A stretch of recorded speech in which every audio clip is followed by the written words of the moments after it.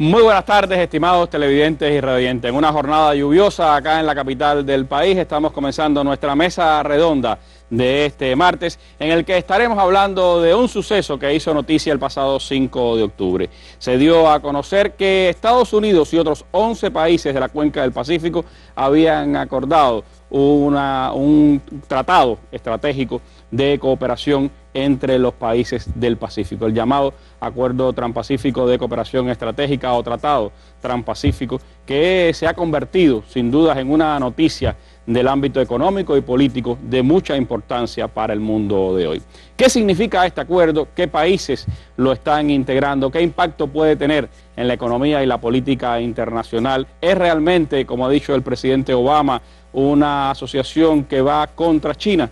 De eso estaremos hablando hoy en nuestra mesa redonda, intentando que usted pueda comprender la magnitud y el alcance de este acontecimiento de la política y la economía internacional. Para ello me estarán acompañando hoy en nuestro panel el doctor Mariano Bullón Méndez, investigador titular y jefe de departamento del Centro de Investigaciones de la Economía Mundial, el máster en Ciencias José Ángel Pérez García, investigador auxiliar del propio Centro de Investigaciones de la Economía Mundial, y el doctor Rubiciel González Sáez, investigador del Centro de Investigaciones de Política Internacional, adscrito al Instituto Superior de Relaciones Internacionales. Con ellos estaremos pues hablando en esta mesa redonda. Yo les invito para que entiendan un poco más de cómo se está moviendo el mundo de hoy.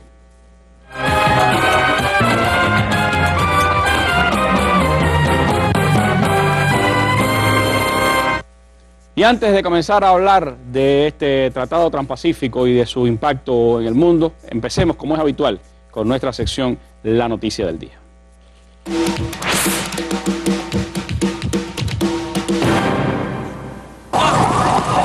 Los equipos médicos evacúan a uno de los heridos. Varios policías corren unos metros. Un teléfono móvil recoge el momento en el que los agentes abaten al presunto agresor. Es uno de los 4 ataques realizados por palestinos durante la mañana. El más grave en este autobús. Otros 2 ataques en Ranana, cerca de Tel Aviv. Y mientras, jornada de enfrentamientos en Cisjordania, en un nuevo día de la ira y de huelga general. Todo esto es fruto de la desesperación y la ira, dice Ahmed Tibi, parlamentario árabe-israelí, que culpa de la situación al primer ministro Benjamín Netanyahu por su falta de voluntad negociadora. 2 jóvenes palestinos murieron en Jerusalén por disparos de la policía israelí. Una vez más, las fuerzas ocupantes alegan que las víctimas habrían participado de ataques con armas blancas contra agentes de seguridad cerca de la colonia Pesgat Ser. Horas antes, las fuerzas de ocupación detuvieron a otro ciudadano inocente, hirieron a una estudiante palestina con la excusa de que ésta supuestamente intentaba apuñalar a un colono. Y con 2 personas fallecidas y más de 20 heridas en distintos eventos, inició el Día de la Ira decretado por facciones de las riberas occidentales de Cisjordania. Bueno, así está la situación en el Oriente Medio, especialmente en este conflicto palestino-israelí. La situación se está poniendo tensa en las últimas horas y también, bueno, pues la solidaridad mundial comienza a manifestarse. Mañana miércoles 14 de octubre, está convocado un gran tuitazo mundial en apoyo a la lucha de Palestina. La Asociación de Socorro al Pueblo Palestino ha hecho este llamamiento a través de las redes sociales y la movilización también se hará con presencia física frente a las sedes de la Organización de Naciones Unidas en toda América Latina. Una situación que sin duda pues también es parte de las grandes noticias del acontecer internacional y que nosotros estaremos en otro momento analizando aquí en la mesa redonda. Vamos a hablar ahora del Acuerdo Transpacífico, del Tratado Transpacífico y su impacto en la economía y la política mundial.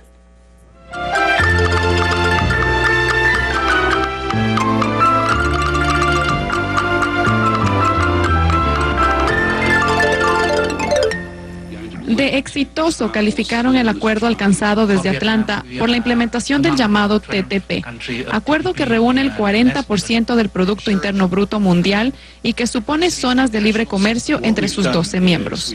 El mensaje entre todos los países es que estamos complacidos de haber llegado a la comprensión de un acuerdo integral ambicioso.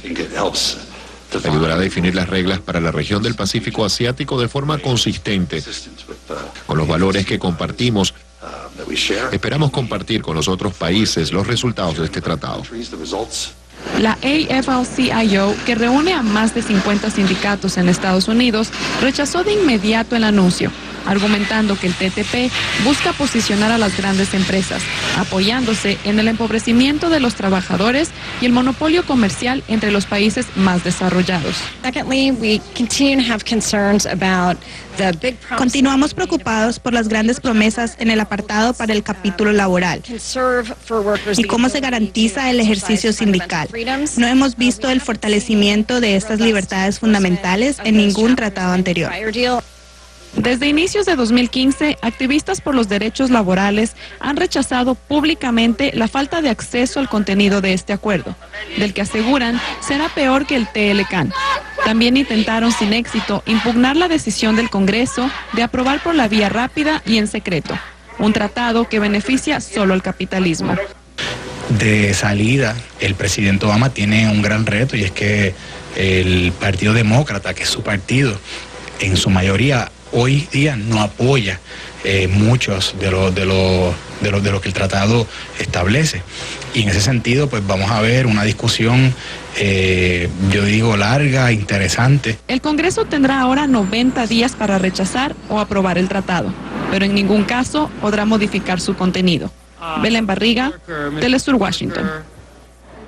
Bueno, así se presentaba en Telesur el pasado 5 de octubre, el día que se daba a conocer que después de varios años de negociaciones secretas, Estados Unidos y otras 11 naciones alcanzaron los términos finales del llamado Acuerdo Estratégico Transpacífico de Asociación Económica o Tratado Transpacífico TTP. Una noticia que sin duda se convirtió en la más importante de ese momento, y nosotros queremos ir pues a los detalles de qué es lo que significa, cómo se ha integrado y por qué tanto secreto a lo largo de estos años para lograr este acuerdo. Me gustaría, doctor Mariano, comenzar hablando precisamente de este acuerdo transpacífico. ¿Qué implica? ¿Por qué se ha llegado realmente a este acuerdo? ¿Qué causas y qué condiciones propiciaron que se diera este acuerdo entre estas 12 naciones? ¿Y por qué, en su opinión, se hizo de modo tan demorado y tan secreto? Bueno, habría que decir en primer lugar, Randy, que hay determinados elementos que llevan a esta situación de demora de muchos años de negociación. En primer lugar, hay un elemento que es el fracaso de las negociaciones de Doha. En Bali se llegó a un acuerdo de regulación comercial, pero ese acuerdo 2 años casi después, ahora en diciembre, hace 2 años, no se ha podido poner en práctica. Un acuerdo que supuestamente organizaría el comercio mundial. Sí, globalmente, un acuerdo tomado entre un grupo no muy grande de países, son alrededor de 164 países, pero hay unos cuantos que no están en ese. Entonces, al no haber avance significativo, ese es algo que motiva la negociación de los mega acuerdos. En segundo lugar, la necesidad de buscar nuevas formas de control del mercado y también de los flujos financieros y comerciales por parte de las potencias tradicionales. En primer lugar, Estados Unidos, que está perdiendo el control con la emergencia de nuevos actores. En tercer lugar, tenemos la crisis estructural del capitalismo, que se sigue profundizando, ampliando, y dejo de terminar, pues vuelve a tener nuevas etapas en Europa y en otras zonas del mundo. Hay una necesidad imperiosa por parte de Estados Unidos y el resto de las potencias tradicionales de contener el avance de los BRICS, que son Brasil, pero sobre todo Rusia, India, China y Sudáfrica en menor medida. Los 3 principales que hay que contener para que puedan seguir teniendo su peso en el comercio. Las grandes transnacionales de las potencias céntricas del capitalismo avanzado son precisamente China, Rusia e India. Hay también un grupo de barreras que han estado obstaculizando y demorando las negociaciones. En primer lugar, podemos hablar de que la vía rápida, conocida como Fast Track también en inglés, se demoró en ser otorgada al presidente Barack Obama, que ahora está obligado a utilizarla rápidamente en lo que queda de 2015 y en principio 16, pero que está en una campaña electoral que ya empezó y tiene que aprovechar para que el tratado sea aprobado por el Parlamento o por el Congreso norteamericano y tiene que ser aprobado en su totalidad. En eso consiste la vía rápida, y no puede ser enmendado. Se rechaza o se aprueba, pero sin modificación. No hay modificación.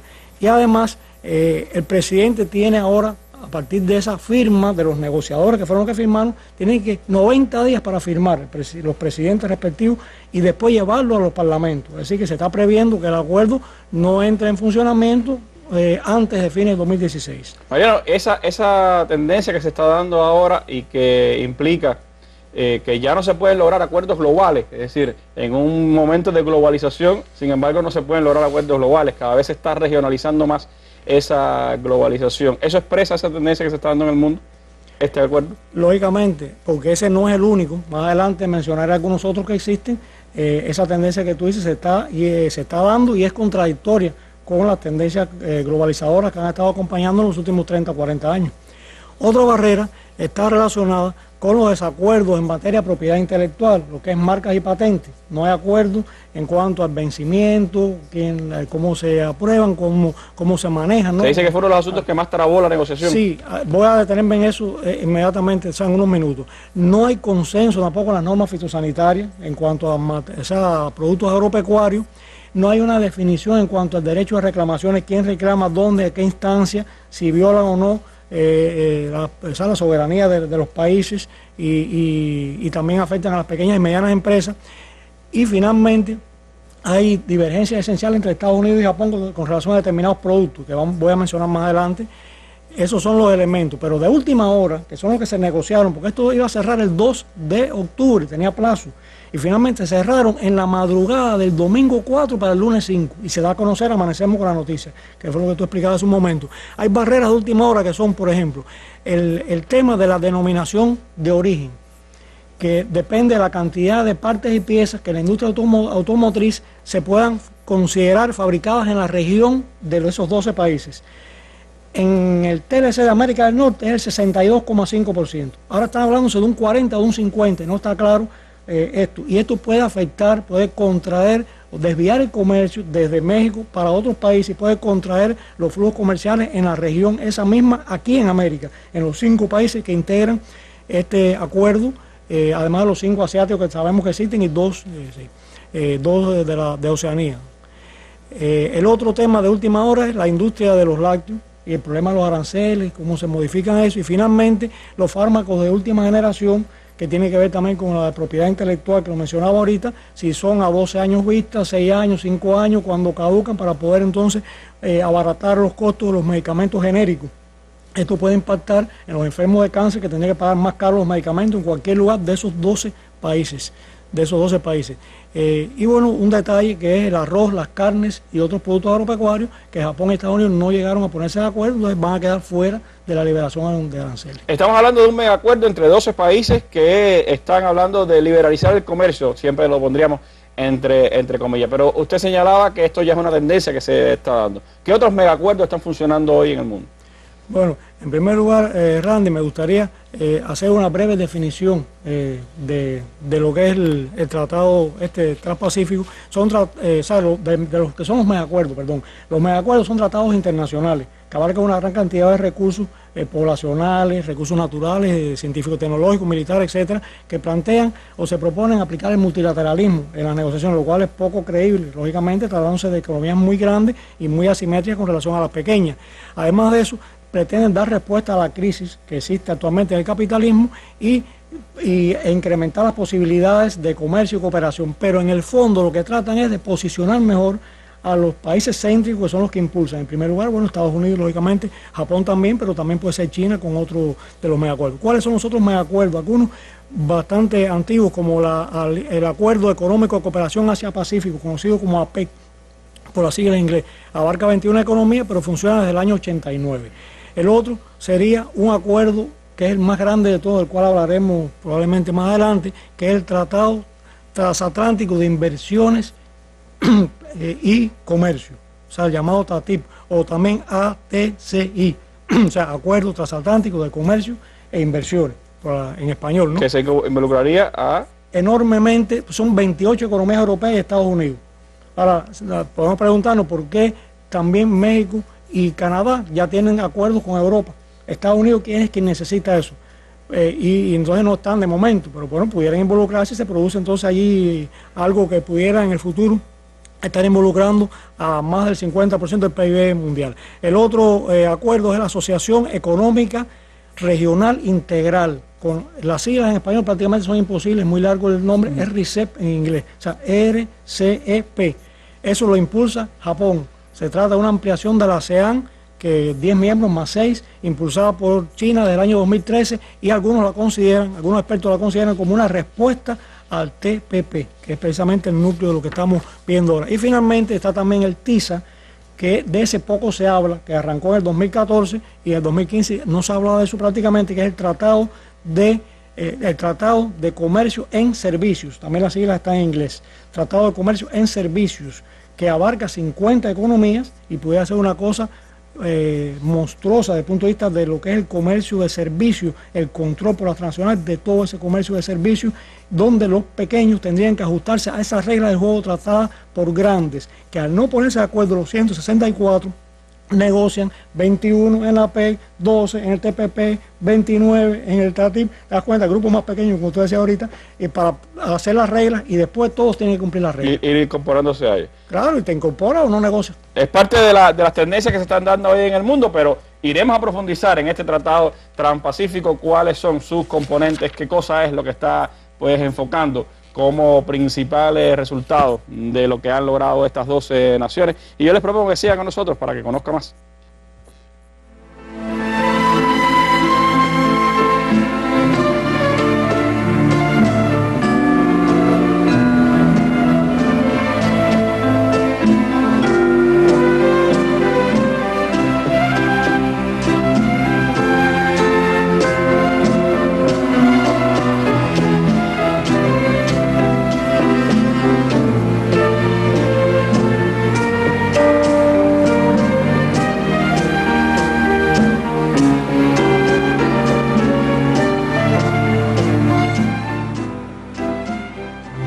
Este miércoles, en la Mesa Redonda, Roosevelt, Truman y Wallace.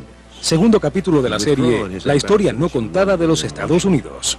Roosevelt felt he had to take action or he risked the breakup of the alliance. Both he and Churchill feared Stalin might indeed make a deal with Hitler to save the Soviet Union further destruction. After all, he'd done it before. ¿Por qué los jefes del Partido Demócrata apostaron por la candidatura de Harry Truman para ser el sustituto de Roosevelt? ¿Por qué no querían a Henry Wallace? ¿Qué pasó en los años finales de la Segunda Guerra Mundial? El cineasta Oliver Stone mira críticamente la historia oficial de Estados Unidos y nos cuenta detalles poco conocidos o analizados. These were strong words, and where the opening of the United Nations in San Francisco 2 days later on April the 25th should have been an occasion to celebrate a new era in international peace, it was instead ruined by tension between the Allies. Véalo el miércoles en la Mesa Redonda. Nuestras armas son las ideas.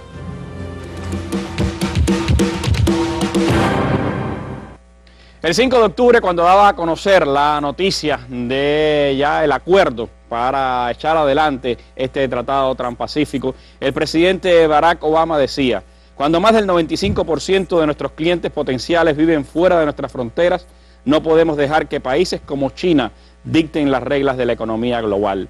Debemos escribir nosotros esas reglas, abrir mercados a los productos estadounidenses mientras establecemos estándares altos para proteger a nuestros trabajadores y preservar el medio ambiente.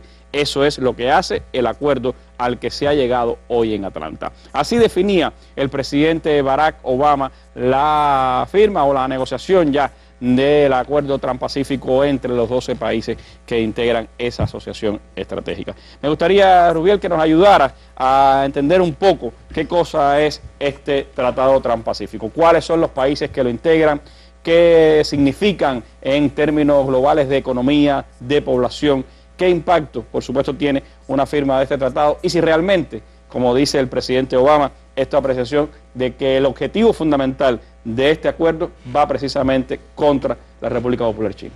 Bueno, Randy, muy buenas tardes. Primero que todo, en cuanto a precisar, es importante destacar que el Tratado Transpacífico comienza primero con la integración de lo que es llamado un P4, de lo cual hay 3 naciones asiáticas y una latinoamericana, o sea, Chile, Nueva Zelanda, Singapur y Brunei. en el cual cuando comienzan a analizar este proceso en el marco del área de libre comercio que estaban estableciendo, tienen en cuenta nuevos elementos que no se habían visto en otros tipos de acuerdos de libre comercio. Y aparecen temas como la propiedad intelectual, el tema sindical, el tema del medio ambiente, y aparece un espacio propicio para que entonces Estados Unidos insertarse y a la vez poder condicionar su estrategia que tiene hacia el pivote asiático de incrementar su influencia. Recuerde que en el 2008 hay un proceso que se empieza a agudizar la crisis sistémico-estructural en Estados Unidos, lo cual implica que Estados Unidos vaya a un proceso de descenso en el cual China va aumentando su participación en la economía global y por tanto Estados Unidos no podría perder ese liderazgo que ha tenido en los últimos años, y por tanto se enmarca en lo cual, además de estos países que he mencionado, se incorporan otros, dígase el caso de México, se incorpora Perú, se incorpora Vietnam, está también en Japón y Malasia, en el cual conforma un total de 12 países. 12 países que comienzan a discutir de manera cerrada una serie de capítulos, un total 29 capítulos, más allá de un simple acuerdo de libre comercio en el cual comienza a trabajar en base al interés que tiene Estados Unidos de establecer, de escribir las reglas de la economía mundial y que no sea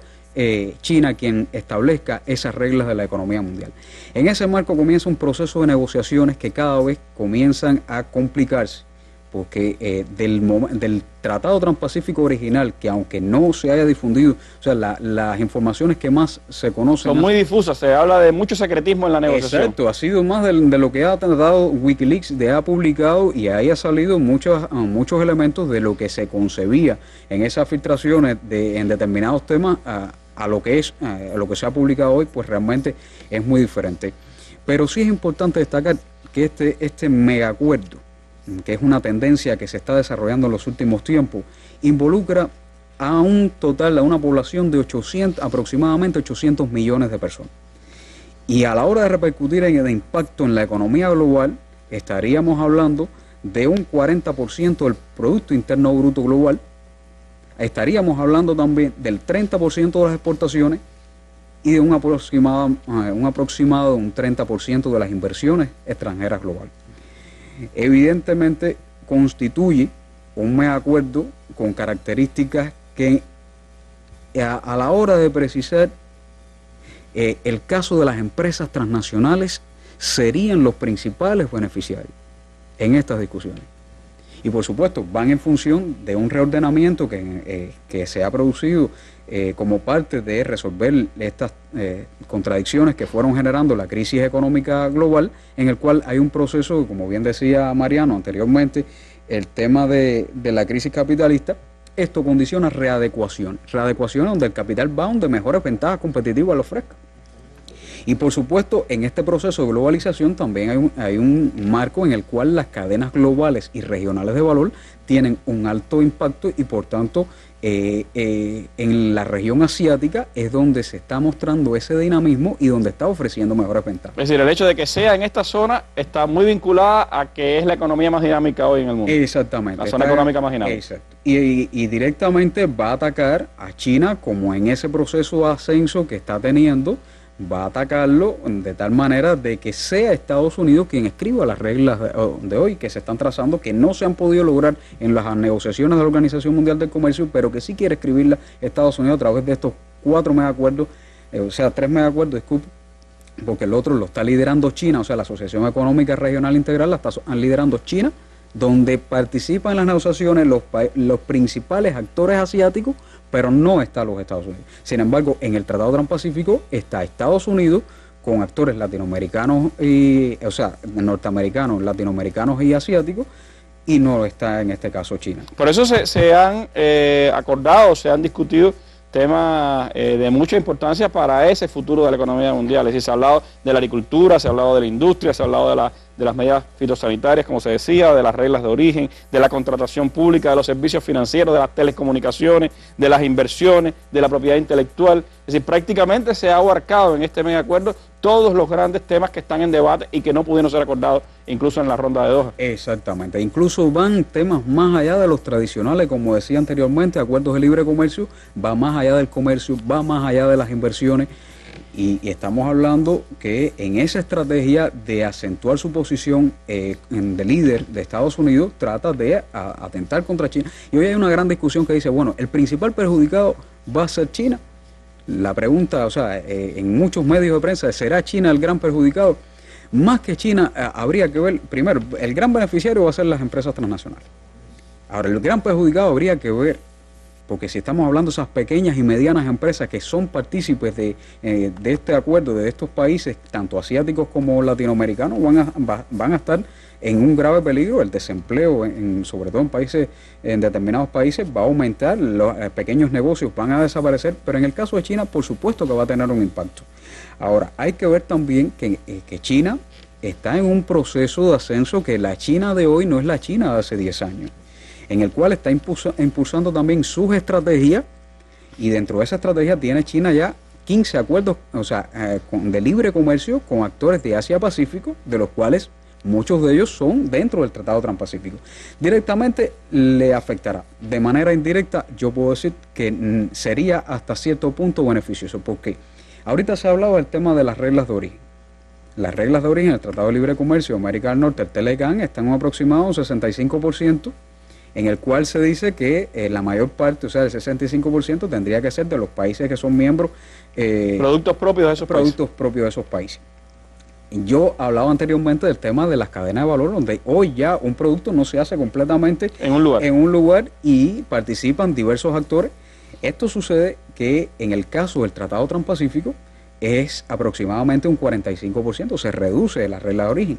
Eso permite que tanto Vietnam o Malasia, que son países del Tratado Transpacífico, haya empresas chinas que estén relocalizadas en estos países, y sencillamente si estamos hablando de una prenda de vestir en la cual la tela puede venir de China y los botones pueden venir de Japón y se puede vender como un producto hecho en Vietnam a otro país del Tratado Transpacífico, y China se está beneficiando por este proceso de... Ahora, eso es algo de lo cual tendría posibilidades, pero habría que ver también, porque China también, cuando se establece el Tratado Transpacífico, está en el marco del Foro de Cooperación Asia-Pacífico, que es la PEC, en la cual sus miembros debían integrarse a un futuro, para el 2020, establecer una gran zona de libre comercio. Lo que se conformó 11 países que hoy están en ese proceso. China no le ha interesado, China podía haber insertado en ese proceso de negociación y sin embargo no se insertó, primero porque este país protege aún a ciertos sectores de su economía y que se verían afectados al unirse al Tratado Transpacífico. Pues, evidentemente es una apertura total a la privatización. Eso. Y una apertura total al poder de las transnacionales, que incluso pueden llevar a juicio hasta los estados. Exactamente, ese es un tema bastante delicado, sobre todo muy complicado, que es muy nocivo, y el otro tema es el de las compras gubernamentales. Si bien China todavía tiene empresas estatales que son actores importantes, que va a ser afectado. Y eso evidentemente tendrá un impacto en el futuro de manera general hacia China. Bueno, pues veremos los impactos globales, eso estaremos hablando en breves minutos aquí con nuestros invitados. Siga con nosotros en la mesa redonda.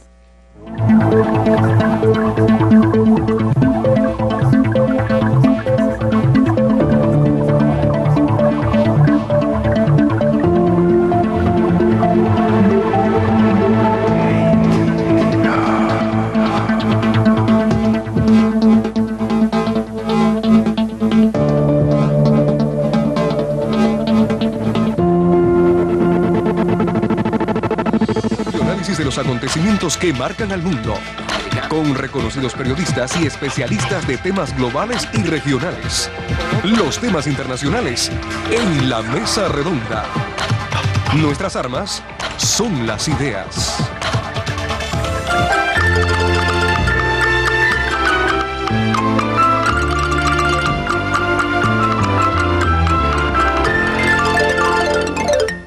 Bueno, ayer acaba de publicar Wikileaks el quinto capítulo de este acuerdo estratégico transpacífico que ha sido tan ocultado de la opinión pública internacional. Y uno de los elementos, ya que veíamos algo de nuevas tecnologías, uno de los elementos más notorios de ese quinto capítulo son que las 12 naciones acordaron aspectos relacionados con la Internet. Según Wikileaks, la inclusión del Internet en el capítulo de propiedad intelectual equipara esta tecnología con un territorio comercial, de manera que los países que ratifiquen el TTP se comprometen a suspender procedimientos legales si la información compartida a través de Internet va en detrimento de los intereses económicos de un partido, de las relaciones internacionales, la defensa nacional o seguridad nacional, lo que algunos medios han llamado la cláusula Wikileaks Snowden, es decir, dirigida directamente a casos como los de Wikileaks y Edward Snowden. El acuerdo pondrá medidas más draconianas en la búsqueda y procesamiento de personas que intercambien contenido protegido por copyright en Internet a una escala internacional, un argumento promovido sin dudas por la industria del entretenimiento de Estados Unidos, mientras que queda la puerta abierta para la entrega de información personal en casos de libertad de expresión donde los gobiernos queden mal parados. Es decir, que hay menos privacidad, más persecución contra los individuos por el uso de materiales a través de la Internet y también pues medidas de escarmiento para que no se repitan casos como los de Wikileaks y Snowden. Son parte Mariano, de los impactos que ya va teniendo, que ya se van conociendo de este tratado que aún no ha sido hecho público, que sigue estando todavía en las penumbras. Pero de lo que se conoce, ¿qué impacto global puede tener un acuerdo como este de los 12 países del Tratado Transpacífico? ¿De qué maneras puede repercutir en la economía y en la política internacional? Bueno, en primer lugar, Randy, ese ejemplo que has puesto es paradigmático. El tratado cercena o limita la soberanía gubernamental y estatal a la hora de tomar decisiones en materia de inversión y control de los medios, de las propias inversiones, del comercio, etcétera. Ese primer resultado va a estar a merced de las transnacionales, los gobiernos, y van a perder la soberanía. Sobre todo los pequeños estados, lógicamente los grandes a lo mejor no le pasa tanto de esa manera, ¿no? El segundo impacto de nivel global es que se va a ocurrir una abolición del derecho de reclamaciones por las empresas nacionales del país receptor de una inversión. Usted no va a poder reclamar. Usted va a ser reclamado. Está entregando prácticamente reclamado, claro, su capacidad de negociación y su capacidad de... Exactamente, incluso van a ser sometidos, que es otro de los problemas que hay, es el tema que van a ser sometidos a reclamaciones ellos en tribunales e instancias que ya fueron mencionados aquí hace un rato, donde usted no va a poder tener una capacidad de rechazo, porque van a ser decisiones vinculantes a las cuales usted se va a tener que someter obligatoriamente, y eso afecta económicamente a los países. El otro impacto, lógicamente, está relacionado con la, digamos, el perjuicio que le causaría de entrar en vigor, o cuando entrar en vigor, a las medianas y pequeñas empresas, que son las que generan en la región un porcentaje elevado, un 80 o 90% del empleo. Y de luego van a quedar en desventaja con relación a las cuando se abra las transnacionales, todos esos países, ninguna de esas pequeñas y medianas empresas va a poder competir contra el poder de esas grandes transnacionales. Van a ser fundidas o adquiridas a través de las fusiones y adquisiciones que son propias de estos grandes consorcios. Otro de los elementos va a ser que, como habíamos dicho ahorita, pequeños grupos de países, en este caso son 12 nada más, van a decidir las reglas a las cuales van a tener todos que ser sometidos, someterse a esas reglas de juego, y por tanto todas las economías se someten a las reglas del TPP si quieren comerciar con el TPP, con ese bloque. Y todos los países que a partir de ahora quieran integrar ese tratado, estamos hablando por ejemplo de Colombia, que está diciendo que pudiera ser un próximo miembro, ¿tendría que cumplir con esos requisitos o no podría participar del tratado? ¿no? Lo que está acordado hay que cumplirlo, subordinarse a eso, si no, no firma o no entra. Y fuera del bloque los que estén también lógicamente cumplir esas reglas. Hay un incremento, va a haber un incremento del intercambio comercial desigual. O sea, el intercambio desigual, eso le llaman, pero es en materia de comercio. Vender barato y comprar caro, es lo que se va a incrementar eso, por tanto los balances de las cuentas externas, el saldo comercial de los países van a ser deficitarios. O van a tener un déficit en la balanza comercial de los países mayor de los que tienen ya ahora los pequeños con relación a los grandes. Suele ocurrir esto. En otro orden también está el tema de propósito que persiguen, que está subyacente, lo decía ahorita cuando definía, que es la contención de las economías emergentes. Tiene que contener a China, ya Rubí le está explicando ahorita, pero también a Rusia. Y de India, que se habla poco. India tiene un gran desarrollo científico-tecnológico, tiene una capacidad poblacional que va a rebasar incluso la totalidad de la población china en los próximos 8 o 10 años. Tiene un desarrollo bélico también importante, recursos naturales, capital humano, territorio, todos los factores de poder que pueden definir a un país como potencia o no, entre otros, que eso que he mencionado. Y China también, India también debe ser contenida por las potencias tradicionales. Y finalmente, a escala global, por lo menos desde mi punto de vista, va a haber una contracción de las capacidades y posibilidades de comercio e inversión para los más pequeños, como consecuencia de tener o verse obligados a aceptar reglas del juego que no son para nada convenientes. Esto, todo esto que se ve venir ha sido uno de los obstáculos, a lo mejor aquí todavía no mencionado, pero que yo mencioné más adelante cuando hablemos del Tratado Transatlántico de Comercio e Inversión, es el tema del rechazo desde adentro con relación a estos mega acuerdos, que es uno de los elementos que obstaculiza también la firma y el progreso. Hay muchas indefiniciones también a escala nacional, porque no han participado los actores nacionales en eso. Ha sido negociado por las grandes transnacionales, por los gobiernos de los países, y evidentemente ha habido poca participación nacional en la firma de estos acuerdos. Pero se hablaba de que uno de los impactos más importantes, usted lo mencionaba ahorita, Mariano, era el tema de los servicios médicos, es decir, cómo se va a incrementar necesariamente el costo de las medicinas para los habitantes de estos países, a partir de que no podrán producir genéricos durante larga periodo de tiempo.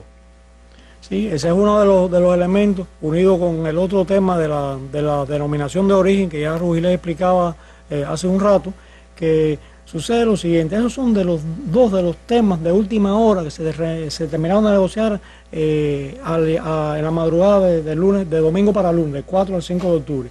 Pero ¿qué dicen los medios? ¿Qué dicen los políticos? ¿Qué están diciendo algunos funcionarios de gobierno de determinados países que son firmantes? Están diciendo, con relación a esto mismo, que cada uno de los países que firmaron van a ajustar, de acuerdo a sus condiciones y sus regulaciones nacionales, los términos de las patentes. El rango va de 5 años a 12 años. Si Estados Unidos mantiene 12 años, sabemos lo que eso significa, incluso para los propios estadounidenses y para los otros 11 países. En el caso de la industria automotriz, que el 62% se reduzca a un 40%, puede producir desvío de comercio. Es otro impacto. Y son las cosas que al final, en mi consideración, no se llegaron a poner totalmente de acuerdo. Porque si usted y yo acordamos algo y usted después va a hacer lo que le permita su regulación y yo lo que me permite a mí, no acordamos nada. O sea, acordamos que no estamos de acuerdo. Sí, es la manera de echar adelante un acuerdo de manera global, aunque todavía queden aspectos por definir. Lo que sí es cierto es que hay por todos lados ventaja para las grandes transnacionales, de las telecomunicaciones, de la salud, de todos estos aspectos de la agricultura, de todos estos aspectos que se han estado discutiendo. Una de las cosas más evidentes también es el impacto que puede tener, profesor, hacia escalas regionales. Es decir, porque estamos hablando del área del Pacífico, pero en esa área pues convergen diversas regiones. En el caso de la nuestra, de América Latina, hay 3 países que integran este tratado transpacífico. Está Chile, está México y está Perú. ¿Qué impacto puede tener este tratado de cara a nuestra región, a América Latina, a los procesos integradores que se están dando en el continente? Ok, Randy, antes de responder a esta pregunta, que evidentemente nos interesa mucho porque es la que nos corresponde por nuestra área, yo quiero extender un saludo a los televidentes que hasta ahora nos están sintonizando. Ya casi es buenas noches. Casi. En realidad, a primera vista, el Tratado Transpacífico parece ser favorable a América Latina. Pero yo siempre recuerdo una anécdota o una ley de los filósofos, los profesores de filosofía cuando yo estudiaba, que decían que cuando la apariencia y la esencia coincidieran, no hacía falta la ciencia. Y aquí no coincide apariencia y esencia.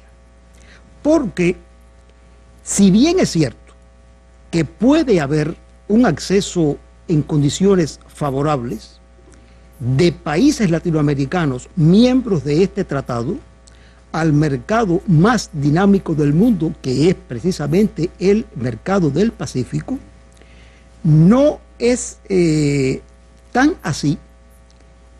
Y en esto los economistas críticos marxistas sí estamos muy claros que una cosa es exportaciones producidas en geografía de países latinoamericanos y exportadas desde puertos latinoamericanos, y otra cosa es exportaciones que tributen al desarrollo de América Latina. ¿Qué ocurre? Este tipo de tratado transpacífico responde a la lógica neoliberal, global, transnacional. Ya no tanto global como tú mismo has colocado, porque lo que se está mirando es un nivel de regionalización muy alto, pero no ha perdido el contenido neoliberal ni transnacional. Entonces, la esencia que está operando aquí, y ya se ha remarcado varias veces por mis compañeros y por ti mismo, es que aquí hay un protagonismo alto transnacional.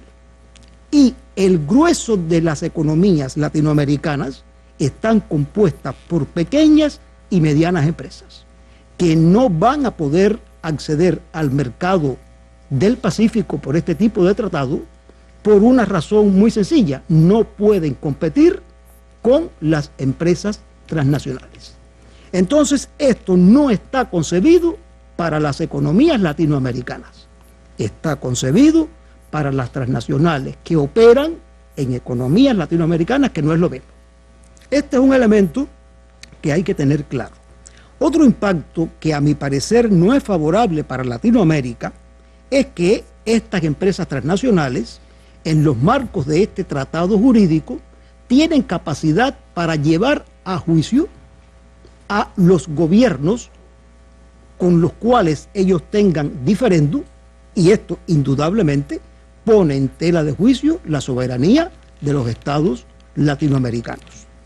Pero lo más importante que yo estoy mirando en esta jugada, que tiene evidentemente un componente económico, pero que detrás de sí tiene una fuerte dimensión geopolítica, es que este tipo de tratado transpacífico, por su componente transnacional que tiene, neoliberal también, y que está en función de la derechización, de la recomposición de la derecha en América Latina, a mi parecer busca torpedear los procesos de integración y unidad latinoamericanos.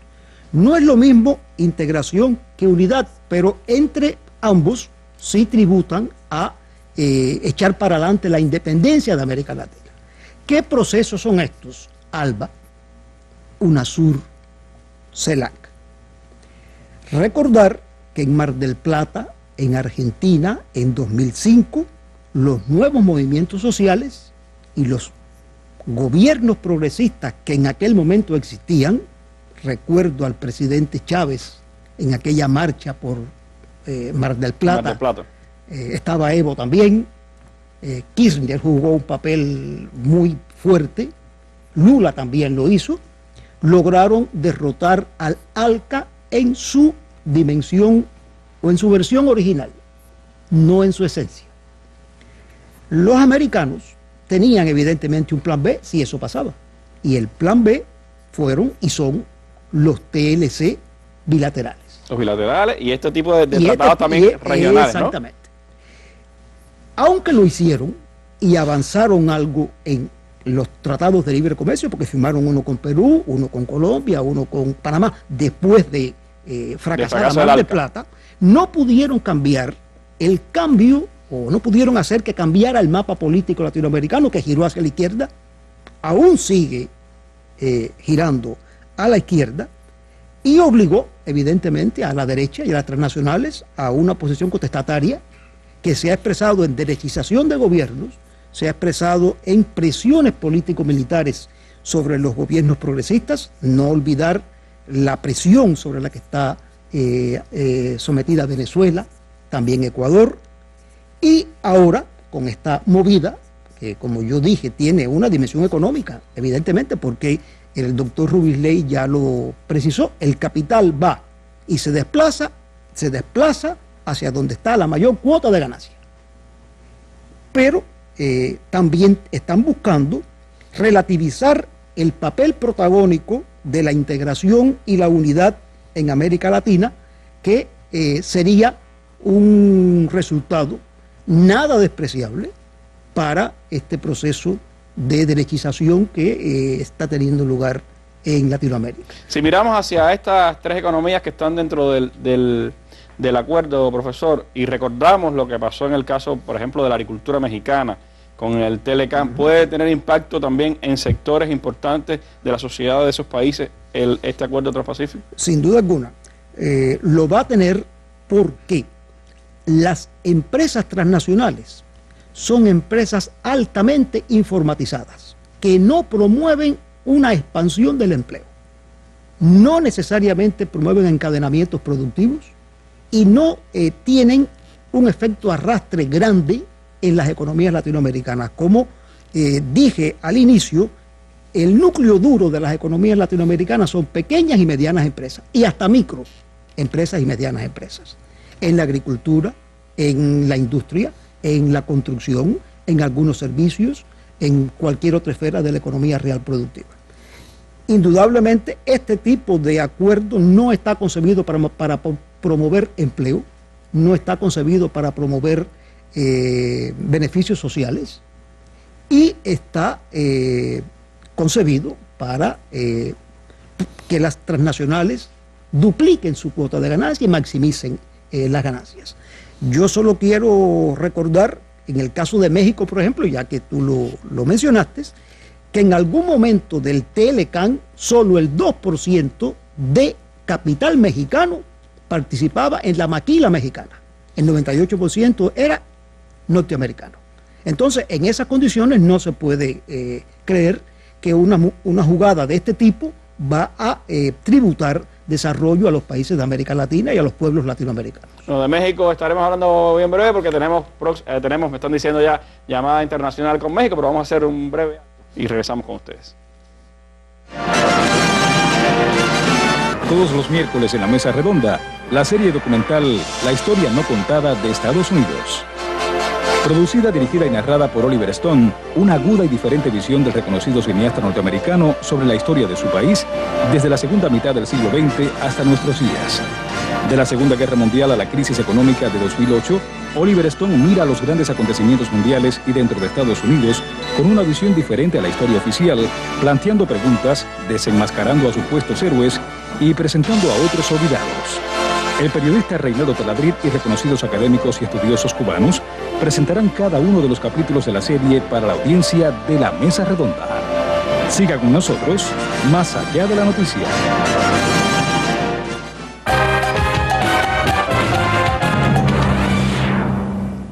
Bueno, como les decíamos, ya tenemos contacto con el Centro de Operaciones Internacionales de la Televisión Cubana. Allí la periodista Irma Shelton está al habla con el reconocido economista mexicano Arturo Huerta, que también, pues a él le hemos pedido sus valoraciones sobre el impacto que este Tratado Transpacífico puede tener para el mundo y para nuestra región.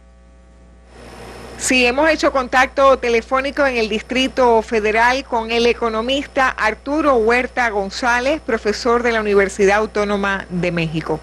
Profesor, queríamos conocer su valoración sobre el Tratado Transpacífico que se acaba de firmar. ¿Quiénes se benefician con este nuevo tratado comercial? ¿Qué resultados podría tener para América Latina? Mira, este acuerdo de asociación transpacífico está liderado por Estados Unidos y Japón, y sobre todo yo diría por las empresas transnacionales de dichos países, donde siguen avanzando en estos acuerdos comerciales de libre comercio, donde se pretende seguir reduciendo los aranceles comerciales a más de 18,000 productos, donde tales empresas transnacionales de estos países tienen mejor condiciones de competitividad frente al resto de los países, sobre todo los países latinoamericanos que se han sumado a ello. El mismo presidente Obama ha dicho que es una estrategia justo en la perspectiva de recuperar puestos de trabajo, tomando en cuenta de que ellos han venido perdiendo en los últimos años tanto desarrollo industrial como generación de empleo, porque las propias empresas norteamericanas se han ido en la búsqueda de mercados de menores salarios para mejorar competitividad. Entonces, como Estados Unidos, bueno, de hecho todas las economías ahorita están enfrentando problemas de crecimiento, tratan de contrarrestar esto incrementando su presencia en los mercados internacionales.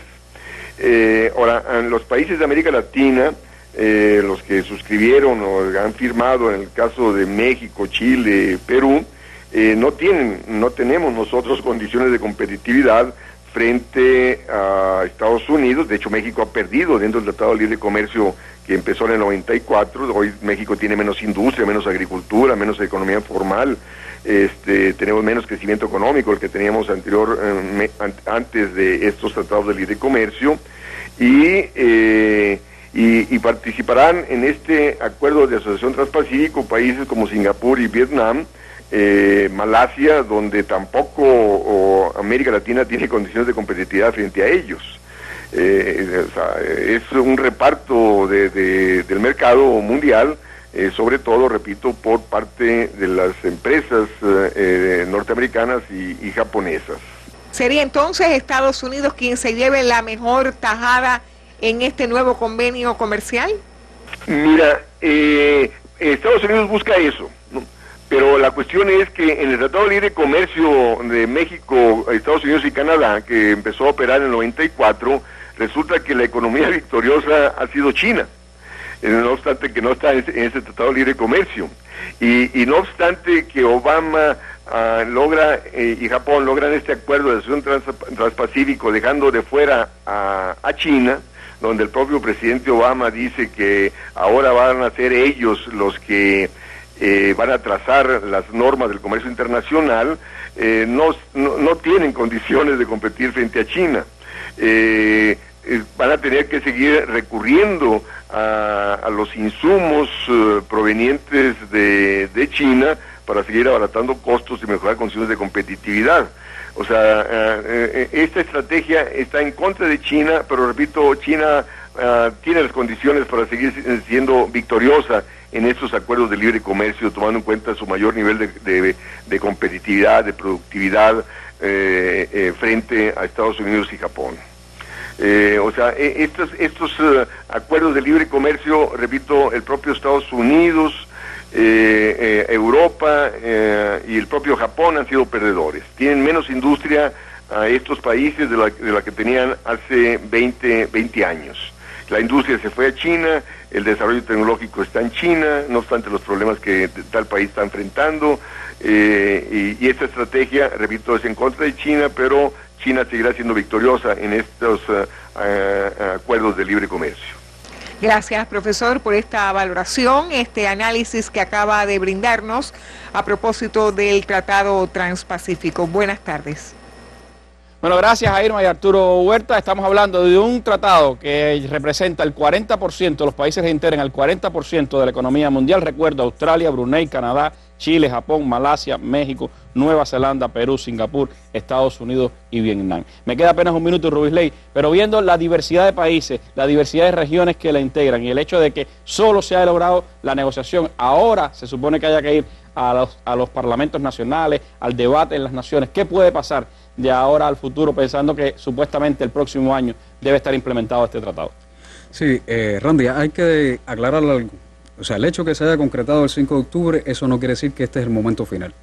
Ahora llega un proceso que primero es llevar a los 5 idiomas que están dentro de los países integrantes, o sea, el bahasa malayo, el español, el inglés, el japonés y el vietnamita, y a partir de ahí se someten a los parlamentos de cada uno de estos países, de los cuales varios países ya han manifestado que lo van a hacer público a su sociedad, el caso de Malasia, el caso de Vietnam. Hay que destacar también de que el impacto para Asia Pacífico, no es el mismo que para los países latinoamericanos, en el cual incluso Vietnam puede, en determinados sectores, tiene ventaja que compite incluso hasta con productores estadounidenses. Y a partir de ese momento que se lleva a los parlamentos, que tiene que aprobarse, pues entonces se tiene un periodo de 2 años, o sea, en 2 años se debe concretar, de los cuales el 85%, o sea, los países que representen el 85% del Producto Interno Bruto, que ya están en condiciones, entrarían en operaciones en el acuerdo. Hay que destacar que en el caso de Estados Unidos tiene 90 días para ahora, en el proceso de revisión, el presidente lo lleva al Congreso y ahí se discute en el cual por el programa de vía rápida o se aprueba o se desaprueba, pero sin pero no se puede modificar. hacer exactamente, sin modificación. Pero hay que señalar también que dentro de los países que más rechazo al interior tiene el TPP, está el caso de Estados Unidos y está el caso de Nueva Zelanda, incluso al interior de Japón, que son una situación bastante complicada. En el propio Congreso, la parte demócrata, pues sencillamente está muy en contra, y eso va a ser uno de los temas dentro de la campaña a las elecciones presidenciales del 2016. Ya de hecho Hillary Clinton se ha pronunciado, al menos hasta ahora, en contra del TPP, pero hay que ver qué pasa de aquí a las elecciones y cuál es la postura que finalmente adopta el Partido Demócrata, porque sin duda es uno de los puntos importantes de la agenda de Barack Obama de cara a las posiciones internacionales de los Estados Unidos. Este tratado es uno de los principales elementos que Estados Unidos impulsa hoy para tratar de sostener su liderazgo económico, político y geoestratégico internacional. Lo que pueda pasar hacia adelante, bueno, de eso estaremos hablando en otro momento aquí en la mesa redonda, pero sin duda es uno de los acuerdos comerciales más importantes del mundo de hoy y hay que prestarle muchísima atención porque impacto va a tener en toda la economía internacional. Le agradezco a los académicos que me han acompañado esta tarde en nuestra mesa redonda. A ustedes los invito a que mañana estén con nosotros siguiendo con el segundo capítulo de la serie La historia no contada de los Estados Unidos, y me despido con nuestras imágenes del día. Hoy la embajada rusa en Damasco, Siria, ha sufrido un ataque. 2 proyectiles han caído en esa alegación diplomática. Imágenes del día. Muy buenas noches.